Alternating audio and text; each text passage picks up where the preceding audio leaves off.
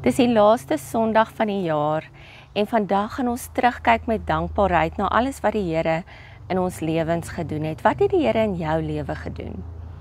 Vandag as ons nadink oor dankbaarheid, gaan ons onsself 3 vrae vra. Wat het die Here vir my gegee? Hoe het die Here my gevorm?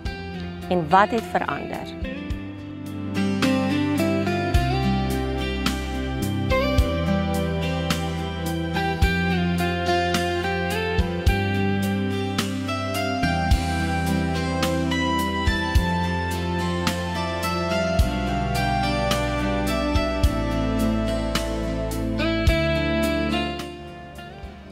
Ons skrifgedeelte vir vandag is Psalm 103, wat werklik praat oor die vreugde en die verlieste wat ons as mense in die lewe ervaar. En die Here het vir my en jou as emosionele wesens gemaak. Ons kan so bly word, ons kan so opgewonde wees en regtig opreg vreugde hê wanneer daar wonderlike goeders gebeur. Ek dink aan my kinders se gesigte, maar ook hulle hele lyf wanneer hulle daai geskenke oopmaak op Kersoggend of ou Kersaand. Daai absolute vreugde, hulle kan dit nie terughou nie en saam met dit kom natuurlike dankbaarheid. Dit vloei sommer net uit hulle uit. En dan het ons ook al die ander emosies. Daar's nie goeie en slegte emosies nie, ons het hulle almal. Saam met dit kan ons ook vreeslik kwaad raak as ons dalk nie kry wat ons wou gehad het nie, of as dinge nie uitwerk hoe ons wou gehad het, dit moet nie. En ons kan groot teleurstelling ervaar. Ek weet ons almal se harte reik uit en is hartseer saam met daai gesin wat ons weet hulle seun nog vermis. En so kan ons emosies ons soms eintlik heeltemal oorweldig. En daarom is daar verskeie tye in die Bybel waar die Here ons uitnooi om ons gedagtes gevange te neem. Ek dink 2 Korintiërs 5 vers 10, neem elke gedagte gevange en gee dit vir die Here. Laat die Here, maak dit gehoorsaam aan hom. En ons kan onsself nie altyd totaal oorgee aan ons emosie nie. Dis ook nie altyd reg nie. Maar wat moet ons daarmee doen? Die Here lei ons dat ons vir die Heilige Gees moet vra om ons te lei oor hoe ons emosies hanteer, wat ons daarmee doen. En dit leer ons ook by Dawid. Dawid sê ook hy rig nou sy gedagtes op die Here. Of hy wil nou in dankbaarheid voor die Here staan. En dis wat hier in Psalm 103 begin. Hierso sê Dawid, hy is nie noodwendig dankbaar nie, maar hy maak 'n punt daarvan, want dit is belangrik om ons dankbaarheid teenoor die Here uit te spreek. So kom ons kyk na daai 3 vrae wat ons vandag vra. Eerstens, wat het die Here vir jou gegee? Die eerste gedeelte van Psalm 103 lees so. 'n Psalm van Dawid. Loof die Here, o my siel, ja alles wat in my is, loof sy heilige naam. Loof die Here, o my siel, en moenie enige van sy weldade vergeet nie.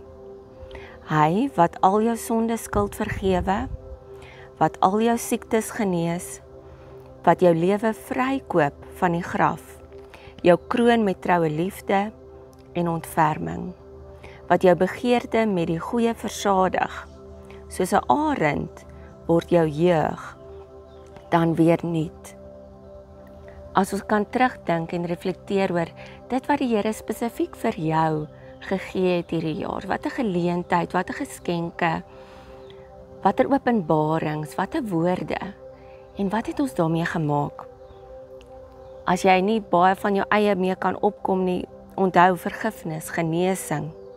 Hy kroon ons, en hy versadig ons met dit wat goed is.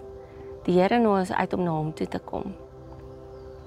Neem 'n bietjie tyd voor die begin van die jaar en dink oor dit wat die Here vir jou gegee het. Tweedens, hoe het die Here jou gevorm? Ons lees so mooi in Psalm 103 van vers 5 tot 14. Die Here handhaaf geregtigheid, die regte van almal wat verdruk word. Hy het sy weë aan Moses geopenbaar, aan die Israeliete sy dade. Barmhartig en genadig is die Here, geduldig en oorvloedig in troue liefde.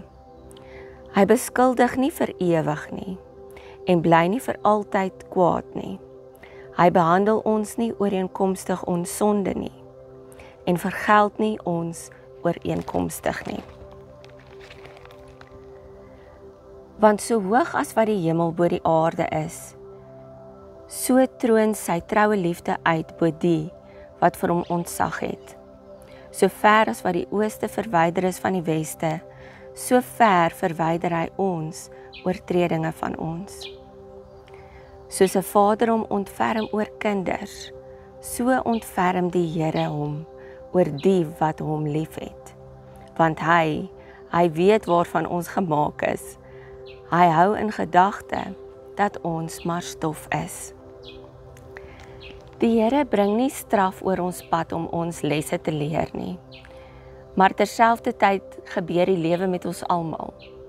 En dan het ons die geleentheid om dit wat met ons gebeur, ons seer kry, ons vreugde, met die Here te deel en die Here in te nooi om ons daardeur te vorm.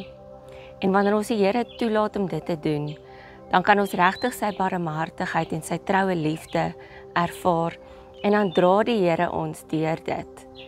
Op watter maniere het die Here jou gevorm in hierdie jaar? Dink 'n bietjie daaroor en dank die Here. Ons laaste vraag vir vandag: wat het die Here verander? Vanaf vers 15. 'n Mens soos gras is sy lewensdae, soos 'n veldblom, so bloei hy. As die wind oor hom waai, is hy nie meer daar nie, en sy plek ken hom nie meer nie. Maar die troue liefde van die Here is van altyd af en vir ewig oor hulle wat die Here dien, en sy geregtigheid geld vir die kinders se kinders, vir hulle wat sy verbond hou en vir hulle wat sy opdragte in gedagte hou om dit uit te voer. Hoe het die Here jou verander? As ek hierdie gedeelte lees, dan weet ek dat in die einde van die jaar kan ons terugkyk met lewensperspektief. Baie dinge het gebeur, ons het dalk nie geweet hoe gaan ons deur alles kom nie, maar op 'n manier het die Here ons gelei en staan ons nou aan die ander kant daarvan. So wat het verander? Die waarheid is dat ek en jy is verganklik. Alles in die lewe, alles wat ons is en alles wat ons het, is genade. Dit is verganklik, dit kom, ons ontvang dit en dit gaan verby. Maar die Here is getrou en die Here verander nooit nie. Hy hou vir ewig. So wat ook al in jou lewe verander het, onthou, die Here is ons veilige anker.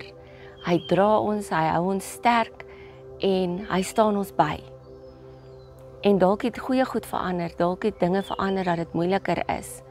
Maar maak nie saak hoe dinge verander nie. Ons vertrou dit aan die Here toe en ons weet die Here dra ons daardeur. Nou kan ons saam met Dawid hierdie laaste gedeelte eintlik saam sing of saam skree met lof. Die Here het in die hemel sy troon gevestig en sy heerskappy strek oor alles. Prys die Here, julle wat sy boodskappers is. Sterk helde wat sy woord uitvoer deur sy bevel te gehoorsaam. Loof die Here al sy hemelse magte, sy dienaars wat sy wil volbring.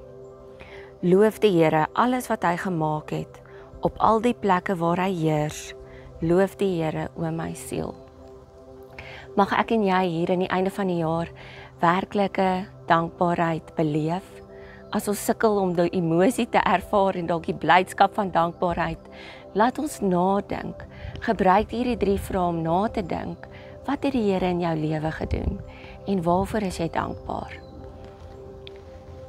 Daarom vul die Here ons met sy vreugde en sy vrede en die krag en die energie en die moed wat ons nodig het om hierdie nuwe jaar aan te pak, om sy boodskap uit te dra en om sy wil te volbring. Die Here seën jou met sy genade en sy liefde en sy vrede. Gaan dan uit en leef soos kinders van hom. Amen.